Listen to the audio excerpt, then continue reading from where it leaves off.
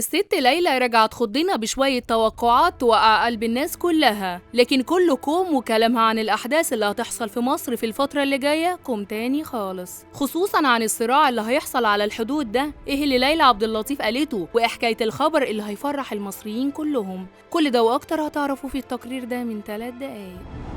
تقريبا الأيام اللي فاتت ما كانش في حد واخد شهرة كبيرة في العالم العربي قد العرافة اللبنانية ليلى عبد اللطيف. وليه لأ، ما الكلام اللي توقعته من فترة سابقة حصل بالحرف الواحد بعد ما أعلن الفنان أحمد العوضي انفصاله عن الفنانة ياسمين عبد العزيز.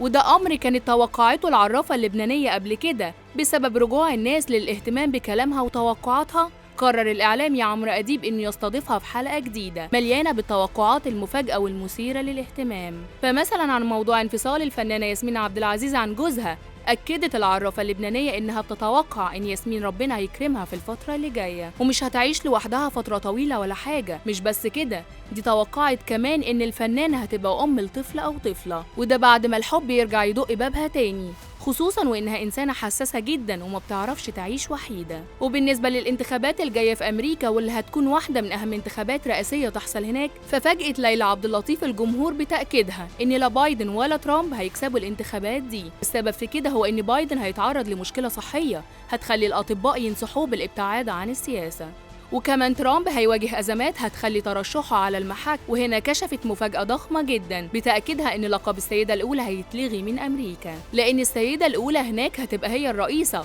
وده أمر هيفاجئ الكل لما واحدة ست تحكم أكبر دولة في العالم. وبخصوص الأوضاع في مصر بقى، وده اللي يهم كتير من المصريين خصوصا في الشق الاقتصادي، فقالت ليلى عبد اللطيف إن الجنيه المصري هيتعرض لتعثر وتراجع بسبب بعض التطورات في المنطقة، لكنه هيرجع ويتحسن وينتعش بشكل مش مسبوق بسبب تدخل أكتر من دولة عربية لإنقاذ الجنيه والاقتصاد المصري وخصوصا دول الخليج. أكدت ليلى عبد اللطيف إن البيوت والأراضي في مصر هترتفع جدا والزراعة والصناعة هتتطور، لكن مصر والجيش المصري هيكونوا أقوياء جدا ومحدش هيقدر يهز الجيش المصري أو يستولى على أراضي مصر. أما بالنسبة للتطورات على حدود مصر، فأكدت ليلى عبد اللطيف إن مش هتكون في معارك على حدود مصر، والصراعات المجاورة لينا هتخلص بالمفاوضات، ومصر محمية ومفيش أي مواجهات هتحصل. توقعت ليلى عبد اللطيف كمان إن الشعب المصري هيحتفل في الشوارع بسبب تحقيق إنجاز رياضي كبير للمنتخب في كأس الأمم الأفريقية. قالت كمان إنها شايفة إن الرئيس الفرنسي إيمانويل ماكرون هيقوم بزيارة لدولة عربية